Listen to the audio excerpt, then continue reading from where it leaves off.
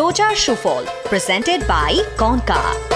আসসালামু আলাইকুম ওয়া রাহমাতুল্লাহি ওয়া বারাকাতুহু। সম্মানিত দর্শক শ্রোতা, আজ আমরা রমজানের দশম দিনে পৌঁছে গিয়েছি।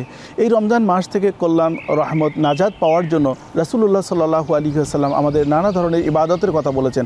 তার মধ্যে একটি গুরুত্বপূর্ণ ইবাদত হচ্ছে তাহাজ্জুদের ইবাদত, যেটাকে আমরা কিয়ামুল লাইল বলি। রাসূলুল্লাহ সাল্লাল্লাহু আলাইহি ওয়াসাল্লাম এভাবে বলেছেন, মান কামা রমাদানান ঈমানান ওয়া ইহতিসাবান গুফিরা লাহু মা তাকাদ্দামা মিন জামবিহি। যে ব্যক্তি ঈমান এবং ইহতিসাবের সাথে রমজানের এই রাত্রিকালীন ইবাদতের জন্য দাঁড়ায়, আল্লাহ সুবহানাহু ওয়া তাআলা তার পূর্বের সকল গুনাহ খাতাকে মাফ করে দেন।